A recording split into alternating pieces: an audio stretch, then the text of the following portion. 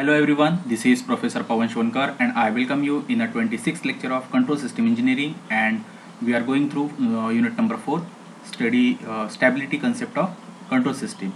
And in last lecture we have started a transient response of the system, in which we have gone through some time specification and we have studied delay time, then rise time, peak time, then peak overshoot, settling time, time constant, and lastly we have seen transient response of second order under damped system, which is C of t. Okay, so this much formulas we gone through. Now we'll study numericals based on transient response. So first numerical is a unit step input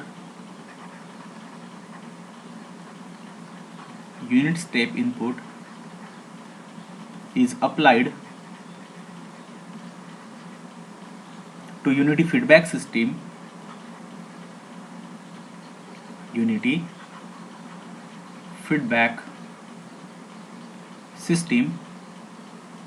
for which OLTF, that is open loop transfer function, is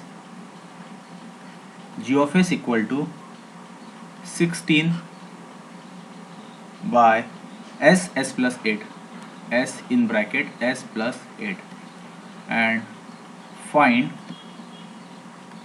number 1 CLTF, it means closed loop transfer function. Okay, OLTF का मतलब होता है open loop transfer function और CLTF मतलब है close loop transfer function. Secondly, they asked for natural frequency of oscillation.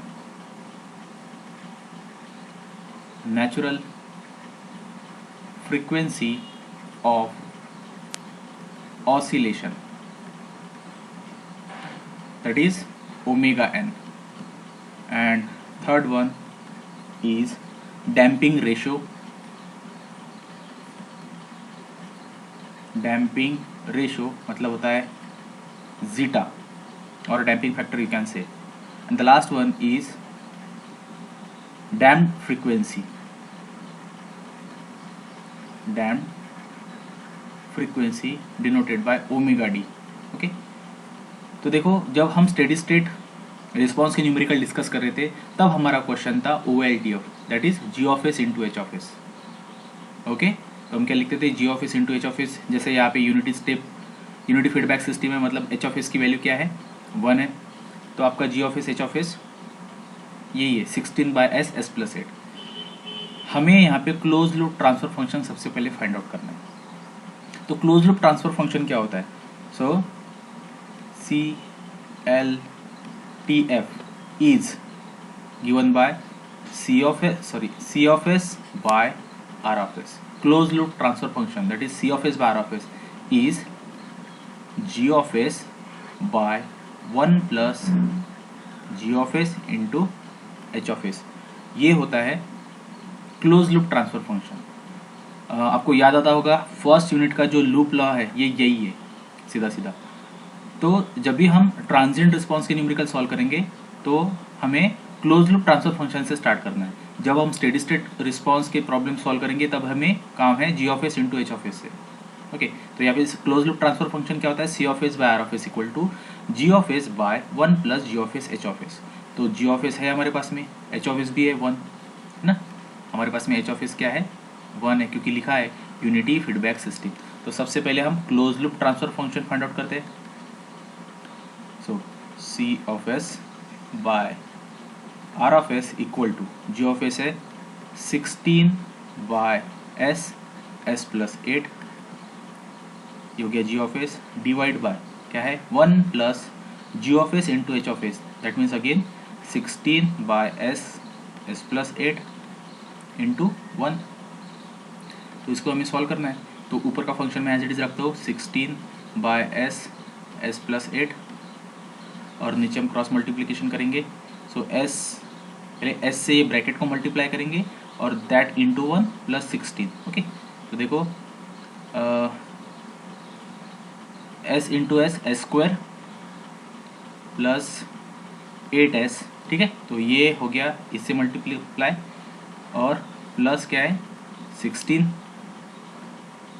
Divide by ये S plus 8 as it is S plus 8। तो देखो ये और ये डिनोमिनेटर कैंसिल हो जाएंगे और बचेगा आपके पास में 16 by S square plus 8s plus 16। So सबसे पहला आंसर आपको मिल गया है C of S by R of S. उसका मतलब होता है close loop transfer function C of S by R of S equal to 16 by S square plus 8s plus 16। Got it? Clear? After that अब हमें निकालनी है natural frequency of oscillation omega N, damping ratio zeta, damp frequency omega D. तो सबसे पहले भी इस पर थोड़ा सा कॉन्सेंट्रेट करते हैं कि जैसे ये फॉर्म है C of S by R of S close loop transfer function का, which is denoted by like G of S by 1 plus G of S H of S. तो हमने वैल्यूज पुटअप की और ये फॉर्म हमें मिला। तो नीचे यहाँ पे क्वाड्रेटिक इक्वेशन आपको दिख रहा है S square plus 8s plus 16। Okay, तो ट्रांजिएंट स्टेट में ये जो C of S by R of S है, मतलब जो सेकंड ऑर्डर सिस्टम है, इसको स्टैंडर्डली डिनोट कैसे करते हैं? देखो C of S by R of S equal to omega N square by S square plus twice zeta omega N plus omega N square. इस कंप्लीट फॉर्म में ओमेगा एन क्या है? नेचुरल फ्रीक्वेंसी है, zeta है आपका damping ratio या damping factor, और S square क्या शो कर रहा है कि एक सेकंड ऑर्डर और क्वाड्रेटिक इक्वेशन है। तो इसको बोलेंगे हम second order system. First order system मतलब सिंपली अगर इक्वेशन लिखा है suppose 8 by S plus 1, single S is there, so ये हो गया first order system. Quadratic equation है तो सेकंड ऑर्डर सिस्टम। ओके, इसको मैं इरेज कर देता हूँ।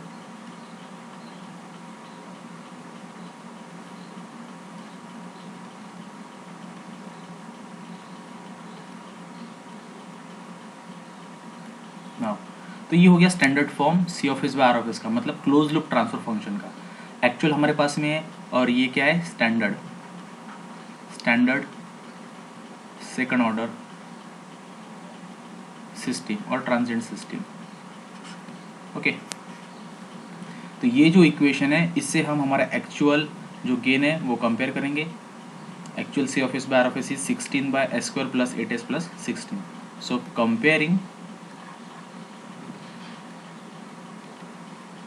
with standard second order system। Okay, तो देखो नीचे S square plus twice zeta omega N plus omega N square है, और नीचे वहाँ पे भी क्वाड्रेटिक इक्वेशन है। तो अगर हम कंपेयर करेंगे तो देखो यहाँ पे ओमेगा एन स्क्वायर है और इस इक्वेशन में यहाँ पे 16 है।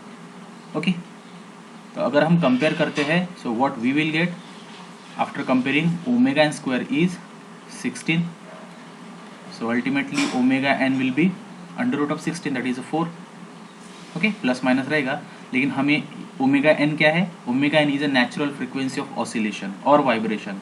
So omega N is 4 and as it is a natural frequency so unit should be radian per second. ये हो गई आपकी natural frequency of oscillation. Just we have compared to equation, standard with the actual, and we get natural frequency. Now look at the middle term twice zeta omega N, वहाँ पे भी कुछ लिखा होगा, यहाँ पे लिखा है 8s, यहाँ पे है twice zeta omega N S है यहाँ पे। ओके, मतलब s का कोएफिशिएंट है ट्वाइस जीटा ओमेगा एन, और यहाँ पे है 8s। जैसे हमने लास्ट टर्म कंपेयर की कि वहाँ पे ओमेगा एन स्क्वायर है तो यहाँ पे 16 है, यहाँ पे 8s है, तो वहाँ पे twice zeta omega N S है। इसलिए अगेन हमने अगर कंपेयर किया तो ट्वाइस जीटा ओमेगा एन, ये किसे कंपेयर करेंगे? हम इक्वेट करेंगे 8 से। So on the basis of this हम जीटा की वैल्यू कैलकुलेट कर सकते हैं। जीटा इक्वल टू क्या हो जाएगा? 8 बाय 2 इंटू ओमेगा एन, बराबर है, ये डिवाइड में आ जाएगा। सो 8 बाय 2 इंटू ओमेगा एन हमने जस्ट कैलकुलेट किया, that is 4। okay, so simply 8 by 8 तो जीटा आ गया हमारा 1, डैम्पिंग रेशियो 1 आया। ये हमने लास्ट लेक्चर में डिस्कस किया था कि अंडर डैम, ओवर डैम और क्रिटिकली डैम। तो जब जीटा इज इक्वल टू 1 है तब सिस्टम कौन सी रहेगी, क्रिटिकली डैम रहेगी। अगर 1 के नीचे है, it is less than 1, then it is called as under damp system. If it is more than 1, bigger than 1, then system is over damp. तो जीटा हो गया आपका 1।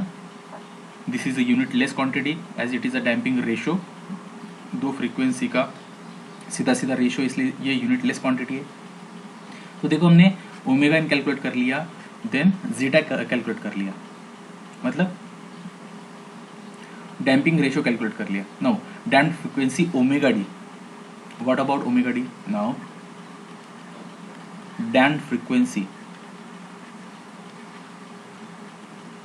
Omega D is given as, क्या फॉर्मूला था? Omega N under root 1 minus zeta square, correct? So omega N कितना है? 4 under root 1 minus zeta कितना है? 1 स्क्वायर। तो ये कितना आ जाएगा? देखो 4 अंडर रूट 1 माइनस 1 0, 0 इंटू 4 0। तो यहाँ पे कोई डैम्प फ्रीक्वेंसी नहीं है, क्योंकि वैसे भी ये सिस्टम क्रिटिकली डैम्प है, इसलिए फिर यहाँ पे डैम्प फ्रीक्वेंसी नहीं मिलेगी। वैसे भी जीटा की वैल्यू कितनी आ रही है और उस पर से ये डिसाइड करना कि इधर which system it is, like over dam, under dam या फिर क्रिटिकल डैम, ये हमें बताना नहीं है। हमें जस्ट उस कंप्लीट न्यूमेरिकल को सॉल्व करना है। तो सॉल्व क्या करना है? Omega N, theta, omega D. अगले कुछ न्यूमेरिकल्स में हम जितने टाइम स्पेसिफिकेशन हमने देखे थे वो भी सब हम डिस्कस करेंगे, like T D, T P, T R, T S, then M P percentage, settling time हो गया, उसके बाद में ट्रांजिट रिस्पॉन्स, ये सब के सब नोटिफिकेशन, ये सब स्पेसिफिकेशन हम कैलकुलेट करेंगे, ठीक है? तो इस न्यूमेरिकल में हमने कैलकुलेट किया ओमेगा डी, उसके बाद में जीटा और ओमेगा एन। क्लियर है?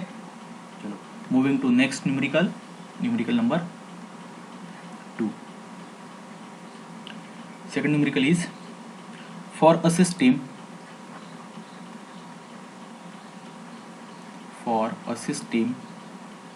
transfer function is 64 by s square plus 5s plus 64 for unit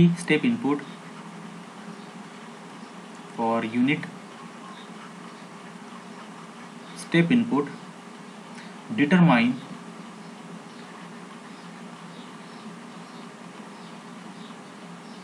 omega n, then zeta, omega d and TP. TP stands for peak time. तो देखो transfer function यहाँ पे दिया है, ट्रांसफर फंक्शन को ही बोलते हैं हम C of S by R of S. So we know that C of S by R of S equal to, अब यहाँ पे G of S by 1 plus G of S H of S करने की जरूरत नहीं, क्योंकि transfer function मतलब ही C of S by R of S ये दिया है। जिस क्वेश्चन में आपको दिया होगा G of S equal to something और बोला यूनिटी फीडबैक सिस्टम, तो आपको फिर बाद में क्लोज लूप ट्रांसफर फंक्शन, इसका मतलब है C of S by R of S पहले कैलकुलेट करना पड़ेगा, उसके बाद में प्रॉब्लम को सॉल्व करना है। आई रिपीट, स्टेडी स्टेट में हमारा क्वेश्चन क्या रहता है?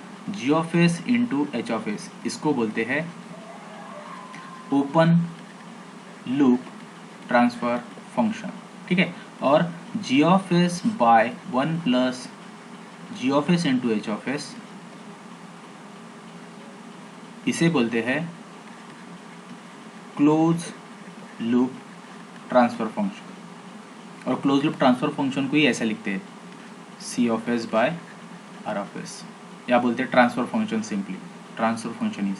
सो जब भी ओपन लूप ट्रांसफर फंक्शन देना है तो बोलेंगे G of S equal to, लेकिन सिर्फ अगर ट्रांसफर फंक्शन बोला है या C of S by R of S बोला है तो ये हो गया close loop transfer function G of S by 1 plus G of S H of S. Clear?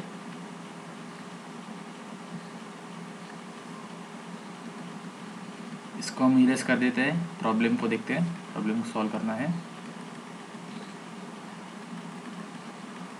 It could be a objective type of question की what is mean by close loop system, what is mean by close loop transfer function and open loop transfer function.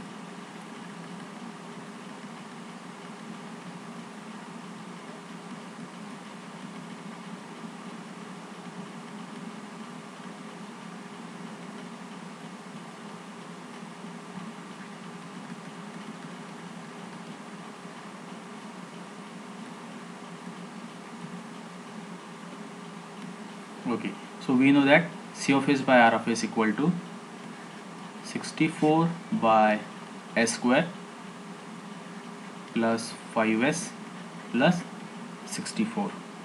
Now we need to compare this equation with the standard one. So comparing above equation with standard. Okay, standard means omega n square by s square plus twice zeta omega n into s plus omega n square, ये standard. इसको ये क्या है, standard form of C of S by R of S, और ये जो equation है S square by twice zeta omega N S plus omega N square, ये है आपका second order equation. Okay, in transient state second order equation is S square plus twice zeta omega N S plus omega N square. So अगर हम अब ये दो equation compare करते हैं तो यहाँ पे क्या दिख रहा है, देखो 64 और यहाँ पे है omega N square, hence omega N square equal to 64। तो ओमेगा एन क्या है, अंडर रूट 64 इज 8 क्या, ये है natural frequency, so unit should be radian per second. ये होगी natural frequency. Clear. Second step क्या होनी चाहिए, अब लास्ट टर्म हमने कंपेयर की, अब मिडल टर्म हम कंपेयर करेंगे, twice zeta omega N. Now twice zeta omega N equal to, यहाँ पे है ट्वाइस जीटा ओमेगा एन और यहाँ पे है 5, एस दोनों एस के कोएफिशिएंट है, so twice zeta omega N is 5, hence zeta equal to 5 by 2 और ओमेगा एन डिनोमिनेटर में आएंगे, so 2 into omega N, that means 5 by 2 into omega N कितना है, ओमेगा एन है 8, सो 5 बाय 16, ये कितना आ रहा है चेक करो, और जीटा आना चाहिए 5 by 16 is 0.3125, 0.3125 and no unit as it is a damping ratio, तो ये हो गया जीटा। नेक्स्ट उसके बाद में हम क्या निकालेंगे, डैम्प्ड फ्रीक्वेंसी।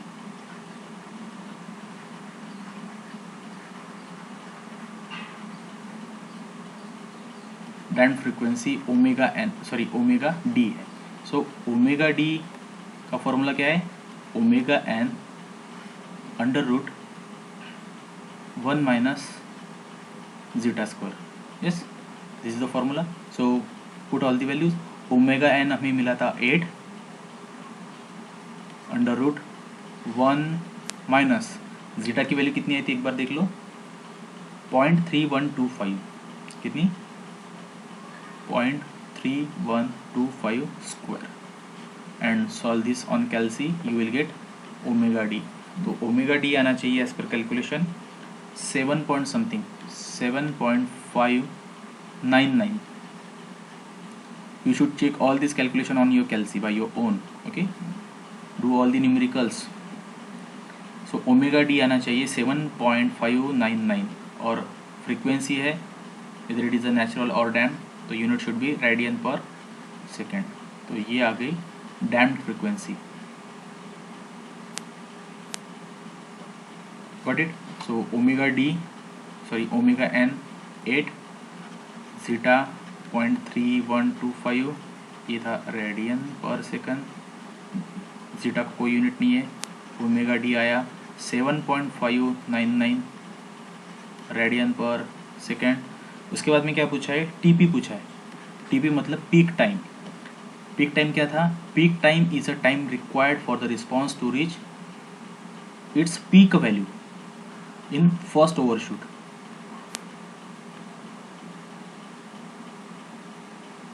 पीक ओवरशूट नहीं, पीक टाइम। तो देखो ये है पीक टाइम। तो पीक टाइम क्या था? It is a time required for the response to reach its peak value. It is also defined as a time at which response undergoes first overshoot which always a peak overshoot, मतलब पाई by omega D. अब यहाँ पे diagram में अगर मैं बताऊँ कि peak time क्या था, तो 0 से लेकर मैक्सिमम वैल्यू तक पहुँचने के लिए जो टाइम लगेगा वो टाइम था peak time. Okay, TP we have shown here TP. और फॉर्मूला क्या है इसका देख लो, फॉर्मूला है pi by omega D simply.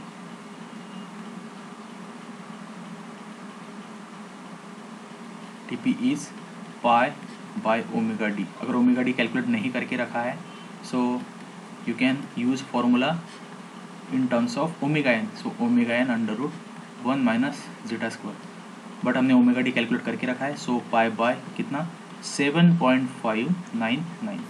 तो इसका आंसर आना चाहिए 0.4134। 0.4134। अब ये क्या है? पीक टाइम है, टाइम है इसलिए इसका यूनिट सेकेंड। ओके, तो टीपी अपने निकाला 0.4134। सो लाइकवाइज जैसे यहाँ पे पूछा नहीं है तो बाकी अदर टाइम स्पेसिफिकेशन हम निकाल सकते हैं। पीक टाइम हमने निकाला है। ओके, तो डिले टाइम, राइज टाइम आप निकाल सकते हो। डिले टाइम टी डी क्या था फॉर्मूला?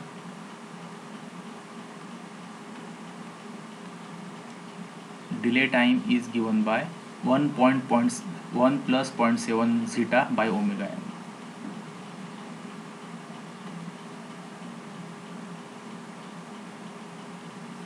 फॉर्मूला है डिले टाइम के लिए, ये पूछा नहीं है बट हम निकाल सकते हैं। 1 plus 0.7 zeta by omega N. So सभी वैल्यूज है हमारे पास में, जीटा है, ओमेगा एन है। Put up all the values and get the answer. तो अगर आप ये सॉल्व करते हो 1 plus 0.7 into 0.3125 bye 8, so T D आना चाहिए इस हिसाब से। यस, मेरे पास में आंसर है टी डी का 0.1525। 0.1525 अगेन डिले टाइम। तो हमने एक टाइम स्पेसिफिकेशन निकाला तो यूनिट इसका सेकंड होगा। वैसे आप राइस टाइम निकाल सकते हो। राइस टाइम का भी फॉर्मूला देख लो। Rise time is pi minus theta by omega D, और थीटा निकलने के लिए फॉर्मूला है हमारे पास में। Okay, so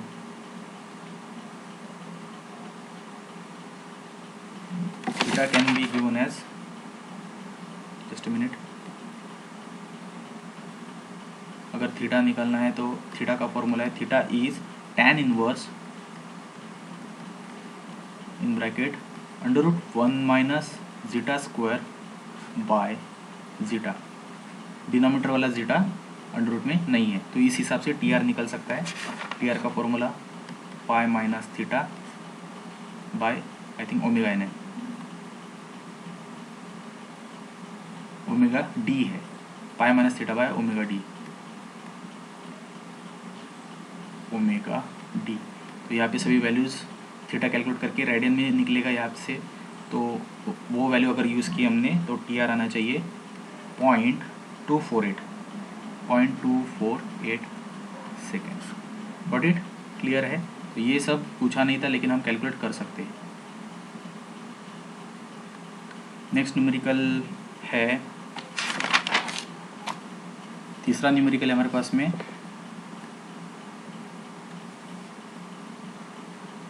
third one, a second order system is given by second order system is given by C of S by R of S equal to 25 by S square plus 6S plus 25।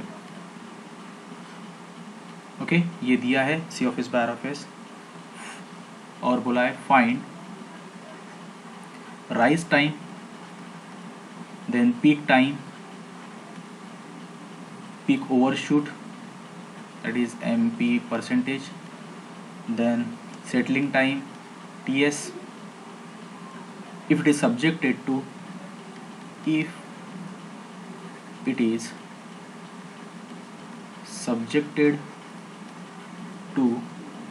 Step input. आपने देखा होगा यहाँ पे input का कोई role नहीं है, क्योंकि लिखा हुआ हमेशा स्टेप इनपुट लिखा है, लेकिन इनपुट का कोई रोल नहीं है इसमें। Subjected to step input, also calculate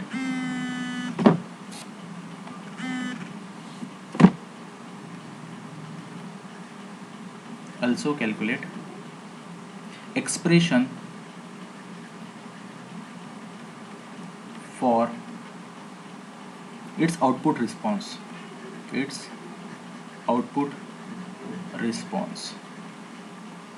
तो देखो C of S by R of S दिया है, तो यहाँ पे सबसे पहले आप क्या निकालोगे, ओमेगा एन निकालोगे, फिर बाद में जीटा निकालोगे, और जो फॉर्मूले आपको पता है जो हमने लिखवा के दिए है, तो टी आर टी पी और ये सब कैलकुलेट हो जाएगा।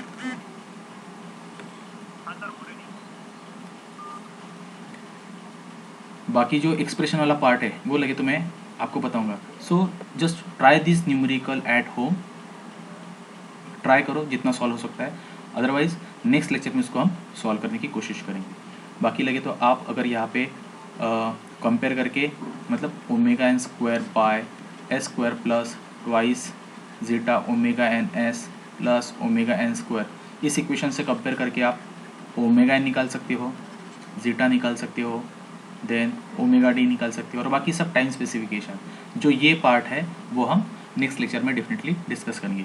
So now will stop here, thank you.